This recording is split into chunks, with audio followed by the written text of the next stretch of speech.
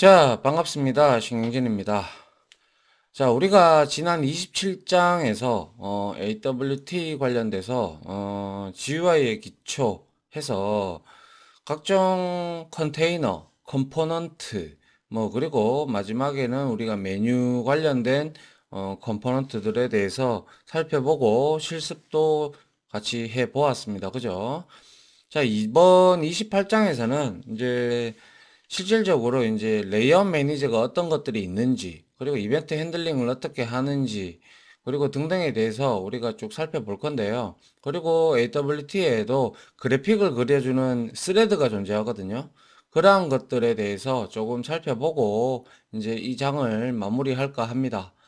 그래서 마무리하고 이제 우리가 마지막 부분에 이제 다 배우고 나서는 이 AWT를 활용을 해서 뭐 여러 가지 응용 어플리케이션 같은 그런 것들을 하나 골라 가지고요. 제가 거기에 맞는 어떻게 구현을 하면 이렇게 이런 현상이 나온다라는 것까지 한 가지를 같이 한번 해 보려고 합니다. 아시겠죠? 자, 그래서 먼저 우리가 메뉴까지 다 배웠고요. 이제는 뭘 배워야 될 거냐 하면요. 나왔어요, 이미. 레이아웃 매니저. 우리가 알고 있는 게 플로우 레이아웃 매니저, 보더 레이아웃 매니저, 등등이 있었죠. 그죠? 그러한 매니저들에 대한 종류들이 한 5개 정도 있는데, 요거에 대해서 일단 한번 살펴보고, 그리고 나서 이제 우리가, 이벤트 핸들링에 대해서 집중적으로 좀 보고, 그렇게 하도록 할게요. 자, 레이아웃 매니저는 말 그대로 어떠한 프레임이나 어떠한 그 프레임이 아니죠. 컨테이너, 그죠? 컨테이너 종류에 따라서 거기에 기본적으로 내장되어 있는 이것은 어떻게 컴포넌트들이 배치가 될 거다라고 이렇게 잡아주는 레이아웃을 잡아주는 매니저입니다. 그죠? 그런 거에 대해서 한번 살펴보도록 하겠습니다. 자, 한번 보죠. 자, 레이아웃 매니저를 이용한 컴포넌트 배치입니다. 자, 레이아웃 매니저는 컨테이너에 포함된 컴포넌트들을 배치를 어떻게 자동으로 관리를 해준다는 거예요. 그래서 우리가 이거에 자동으로 관리해 준다는 거에 초점을 맞춰주시면 될 것 같은데, 실질적으로 우리가 이거를 자동 관리하지 않고 우리가 좌표를 줘서 이제 어떤 컴포넌트들을 배치를 하고자 한다면 셋 레이아웃 해가지고 우리가 널을 주면 됐었죠. 그죠?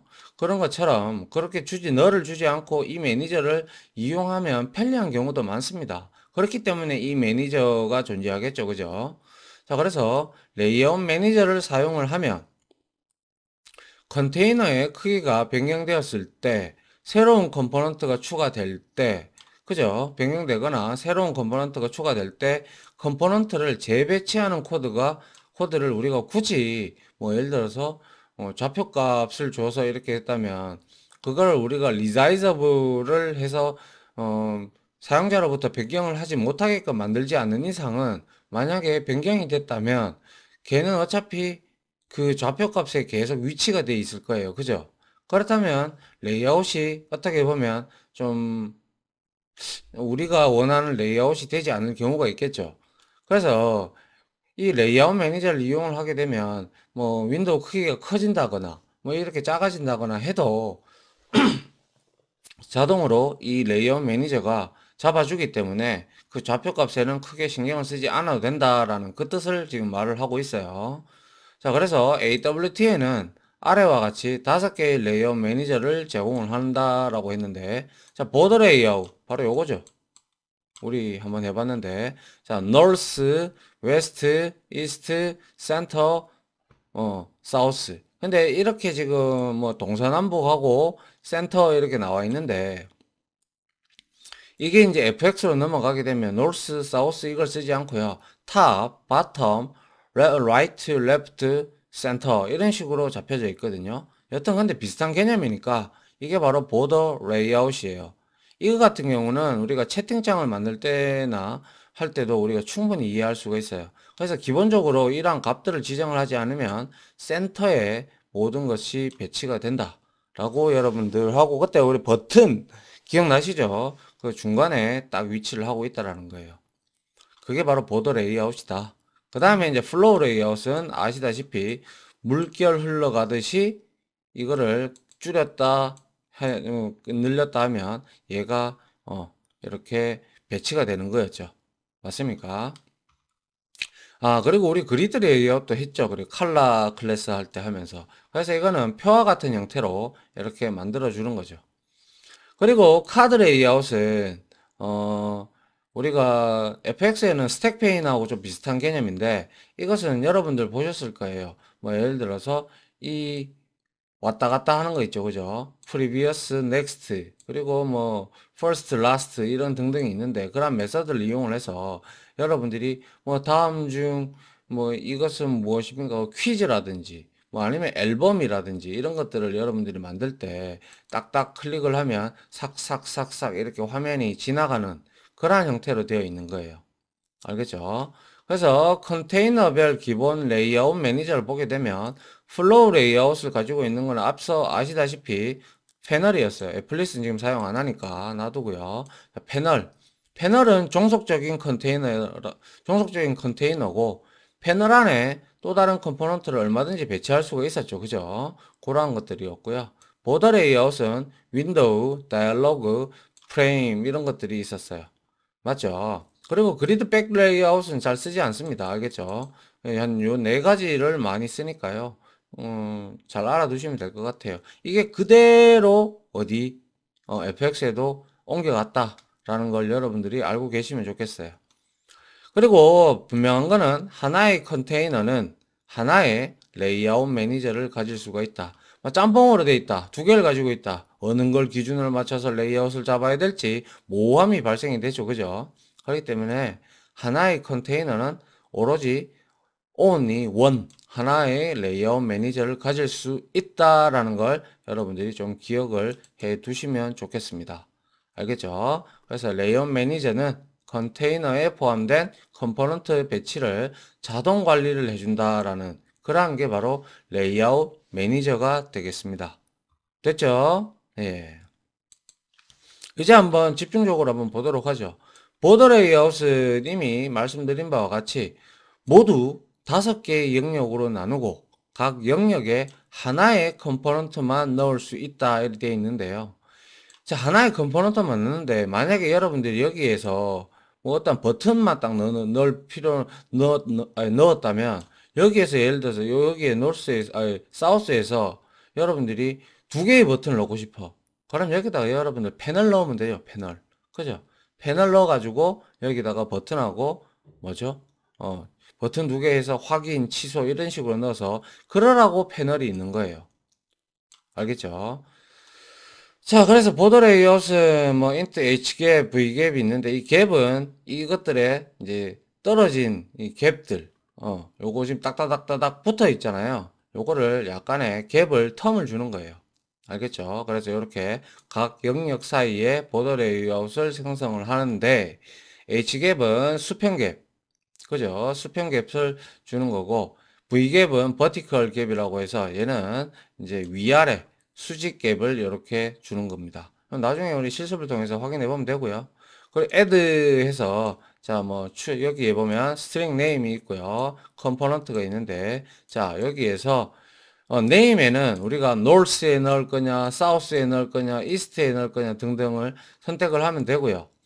아니면 우리가 열거상수, border layout, north 이런 것들로 우리가 표기를 해주면 됩니다. 알겠죠? 그러한 형태로. 자, 소스 한번 보죠.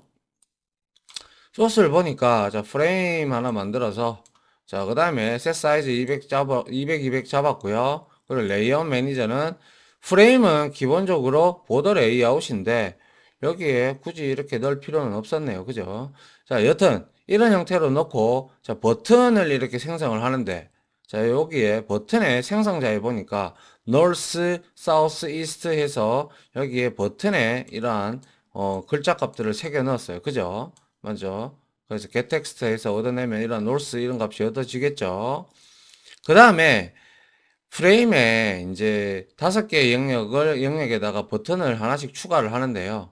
자, 요렇게 되어 있다면 이거 버튼이 먼저 들어왔어요. 컴포넌트가 그죠? 컴포넌트가 들어오고 여기에다가 위치할 곳, 5개의 영역 중에서 위치할 곳에 대해서 여러분들이 이렇게 지정을 해주면 된다라는 거예요. 알겠습니까? 그래서 뭐 이거 대신에 이렇게 열거상수 border layout north 이렇게 대다수 많이 쓰거든요. 예, 이렇게 많이 쓰니까 이런 형태로 쓰셔도 되고 이렇게 해서 열거상수를 이용해서 쓰셔도 문제는 없습니다. 알겠죠? 그래서 이렇게 5개를 하면 이렇게 배치가 되더라라는 거예요. 아시겠죠? 자, 요게 바로 보더 레이아웃입니다. 그래서 제가 여기에 한 영역에 하나 이상의 컴포넌트를 넣으려면 패널을 여기다가 하나 먼저 때려 넣고, 그죠?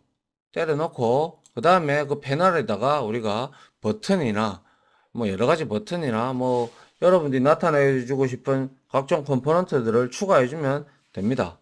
그러면 문제 없겠죠. 그 얘네들은 전부 다 패널 소속으로 만들고 패널은 다시 프레임에 소속이 되게끔 만들어주면 되니까요. 됐습니까? 이게 바로 보더 레이아웃입니다. 보더 레이아웃. 자, 됐죠? 자, 자, 그 다음 한번 보죠. 그 다음은 플로우 레이아웃인데요. 플로우 레이아웃은 물결 흘러가듯이 제가 이렇게 된다라고 했어요. 그죠? 그래서 컴포넌트를 워드 프로세서와 같은 방식. 이게 좀 구시대적인 발상인 것 같고요. 워드 프로세서가 쭉 이렇게 치잖아요. 그죠? 글자를 쭉 치면 옆으로 가잖아요. 그죠? 그래서 왼쪽에서 오른쪽으로 배치를 시켜주는 그런 형태인데, 기본적으로 3가지 정렬 방식이죠. left, center, 그리고 right 이렇게 되어 있는데, 역시 이것도 보면 자 레프트 이렇게 플로우 레이아웃 레프트 센터 라이트 기본적으로 주지 아니하면 이건 센터가 우리가 기본적인 뭐죠 배치하는 중간 정렬이 되는 거죠. 가운데 정렬 얼라이먼트가 들어갔고요. 역시 H갭 V갭은 이거 사이에 공백을 좀 띄워주는 거예요. 알겠죠? H갭은 수평 V갭은 수직 알겠죠? 자, 그리고 플로우 레이아웃, 뭐, 여기에서 이제, 얼라이먼트 지정하는 이 생성자가 오버로딩이 되어 있죠. 그래서 기본적으로 우리가 얼라이먼트를 지정하지 않는 기본 생성자를 호출하게 되면 가운데 정렬이면서 H갭과 V갭이 5픽셀인 레이아웃을 이제 플로우 레이아웃을 생성을 하는 거죠. 결과론적으로 얘를 호출하면 얘가 호출이 되겠죠. 맞죠? 이렇게 생성이 된다라는 것은. 자, 그래서 여기 보시면 이제 이렇게 new flow layout 에서 자, flow layout을 left로 지정을 했어요. 그죠? left로 지정을 했기에 첫 번째, 두 번째부터 5번째까지 애드를 하게 되면 여기서부터 이렇게 쭉 간다. 이렇게 되는 거죠. 이게 250에 100이라면 이거를 줄이면 이렇게 되고 이거를 느리면 이렇게 한 번에 이제 이렇게 붙어서 나온다. 이게 바로 플로우 레이아웃이다라는 거. 이미 너무나 잘 알고 있습니다. 그죠? 자, 그 다음은 볼까요? 그 다음은 그리드 레이아웃이죠. 자, 그리드 레이아웃은 자, 컴포넌트를 워드 프로세서와 같은 방식으로 왼쪽에서 오른쪽으로 배치를 하는 건 맞아요. 맞는데 3가지 정렬 방식이 역시 왼쪽 가운데 오른쪽이 있다. 생성자에서 row와 컬럼을 지정을 해줘야 됩니다. 그래서 하여 행렬 형태, 즉 얘는 표와 같은 형태가 되죠. 그죠? 이렇게. 그죠? 그래서 그리드 레이아웃 생성자에 보면 2개로 오버로딩이 되어 있는데 뭐 해봐야 여기에 H갭과 V갭 떨어지게끔 만들어주는 간격 주는 거고요. 그리고 row는 이거죠. 그죠? row. 이거는 삼행 2열이겠네요. 그죠? 삼행 2열로 이렇게 만들어 놓은 거예요. 보면, 자, 사이즈 150에 150 잡았고요. 그 다음에 레이아웃, 이제 그리드 레이아웃을 생성을 하는데, 얘는 3과 2, 삼행 2열을 가지게 테이블과 같은 표와 같은 형태를 만들었고, 추가하는 순서대로 이렇게 버튼이 왼쪽에서 오른쪽으로 이렇게 추가가 된다는 거예요. 아시겠죠? 자, 이렇게 만들어 놓으면 우리가 이제 이러한 형태를 띠는 레이아웃 매니저를 사용하는 경우도 우리가 종종 있습니다. 그죠? 자, 이렇게 해서 여러분들이 만들어 주시면 되고 이거는 뭐 우리가 좌표값을 따로 줄 필요가 전혀 없죠. 맞죠? 이거 알아서 여기에 첫 번째 들어오는 컴포넌트가 여기에 위치할 거고, 두 번째가 여기, 세 번째가 여기, 뭐 이런 형태로 쭉쭉 배치가 될 거니까요. 이게 바로 그리드, 뭐라고요? 그리드 레이아웃. 아시겠죠? 자, 그리드 레이아웃. 자주 쓰일 겁니다, 이것도. 그 다음에 한번 볼까요? 그 다음에 이제 카드 레이아웃인데요. 우리 카드가 뭔 겁니까? 카드. 우리가 뭐 카드나 뭐 좀 도박에서 이용되는 뭐 카드 뭐 그런 것들 보시면 크기가 동일하잖아요. 그죠? 뭐 어떤 크기가 동일해요? 보여주는 그 가로 세로의 길이가 이렇게 정사각형처럼 딱 동일하잖아요. 직사각형인가요? 여튼 가로 세로가 똑같아요. 그죠? 그러면서 막 섞고 막 그러잖아요. 그런 것처럼 이 한 화면에 이렇게 어떤 식으로 자 요렇게 제가 여러분들한테 이해를 돕고자 이렇게 하는 겁니다. 자 요렇게 그리고 또 요렇게 그죠? 요런 형태로 세 개의 만약에 우리가 패널을 추가했다. 그러면 세 개의 패널이 똑같이 이렇게 겹쳐져 있는 거예요. 카드처럼. 카드를 딱 모아서 하나씩 이렇게 딱 있으면 겹쳐져 있지만 딱 뭉쳐서 있기 때문에, 어떻게 보면 안 보이잖아요. 아래 게. 그래서 위에 거만 보이죠. 그래서 이게 뒤에 가면 스택 페인하고 똑같은 개념인데, 우리 스택이 뭐였어요? 먼저 들어온 놈이 늦게 들어온 놈이 먼저 나간다 그랬잖아요. 그러한 알고리즘을 떠나서 간에 보여지는 형태를 보세요. 이렇게 되어 있기 때문에 제일 밑에 게 안 보이죠? 위에 거만 보이죠? 그래서 그게 스택 페인이라고 한 거였고요. 카드 레이아웃은 이렇게 카드처럼 이렇게 돼서 쌓여 있는 거예요. 알겠죠? 그래서 보통 여기에 패널이 들어갑니다. 알겠죠? 예. 여러 컨테이너를 슬라이드처럼 바꿔가는 모양을 보여줄 수 있다. 즉, 지금 이거 제가 여러분들한테 PPT 이거 슬라이드 쇼 하잖아요.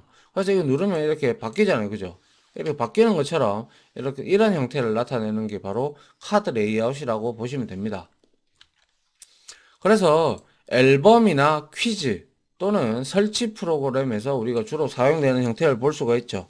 막 쭉 설치되다가 설치 다 되면 다음 이래 누르면 페이지가 슬라이드가 바뀌죠. 그런 것들을 여러분들이 이해를 하시면 되겠네요. 그래서 이제 여기 보시면 뭐 카드 레이아웃에 뭐 H갭, V갭 이렇게 줬고요. 그 다음에 이제 레이아웃 이거는 기본 생성자 그죠? 그리고 add 했어요. 그 컨테이너 여기에는 컨테이너가 들어가겠죠. 그죠? 컨테이너가 들어가면서 싹싹 보여주면 되니까요. 그죠? 그리고 show해서 자 컨테이너 parent string name에서 자 여기에서 부모 이제 주어진 이름의 컴포넌트를 컨테이너를 보여주는 거고 그리고 name은 컨테이너의 이름 추가할 때 우리가 add 할 때 추가할 때 이제 보여주는 이름을 말하는 거고요. 그래서 여기서 네 개의 카드 레이아웃은 메서드를 가지고 있는데 first 여러 개의 카드가 이렇게 겹쳐져 있다면 first는 제일 처음에 들어온 곳으로 parent 이렇게 하면 컨테이너 parent 하게 되면 지정된 컨테이너에 첫 번째로 추가된 컴포넌트 제일 처음으로 추가된 곳으로 바로 옮겨가는 거예요. 하나하나씩 옮겨가지 않고 바로 단숨에. 그리고 last는 반대겠죠. 제일 끝에 추가된 것으로 바로 옮겨가는 거고요. 그리고 previous는 이전 거. 그죠? 지정된 컨테이너에 현재 보이는 컴포넌트보다 바로 이전에 추가된 거를 보여주는 거예요. 알겠죠? 그리고 next는 바로 현재 거에서 next를 누르면 바로 다음 거를 보여주는 게 바로 카드 레이아웃에 있는 이 first, last, previous, next에 대한 설명입니다. 이해되시죠? 여기서 그 컨테이너에서 페어런트라고 한 것은 어차피 패널은 종속적인 컨테이너니까 얘는 프레임을 부모로 지니고 있을 거 아니에요. 그죠? 그러면 그 프레임에 이름을 넣어주면 된다라는 거죠. 이해됩니까? 자, 뭐 아무리 그래도 이론적으로 이렇게 설명하는 것보다 우리가 직접적으로 실습을 해보면서 여러분들이 이해를 하는 게 가장 빠르죠. 여튼간에 이 카드 레이아웃은 아주 많이 쓰는 레이아웃이죠. 우리가 뭐 앨범이나 이런 것들도 그렇지만은 특히 뭐 설치 프로그램들은 다 이런 것들을 이용을 하기 때문에 이러한 형태를 이용을 하기 때문에 여러분들이 좀 잘 이해를 하고 계시는 게 좋을 것 같습니다. 자, 됐습니까?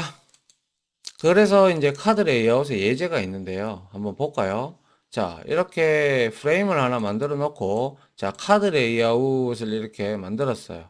그리고 나서 여기에서 10은 자, 컨테이너하고의 간격을 이렇게 준 거고요. 그리고 나서 패널을 하나, 둘, 세 개를 만들었어요. 그죠? 그리고 나서 이제 패널 이제 카드 1에는 백그라운드를 라이트 그레이 요거네요. 그죠? 회색. 그리고 두 번째는 오렌지, 세 번째는 시안 이런 식으로 지정을 했습니다. 역시 이름도 라벨을 카드 1, 카드 2, 카드 3 이렇게 줬어요. 그리고 나서 이 카드 1에 대해서 1, 2, 3이라는 숫자와 함께 1, 2, 3이라는 스트링과 함께 프레임에다가 추가를 했습니다. 그죠? 그리고 카드 1, 2, 3에다가 그죠? 패널이죠. 그죠?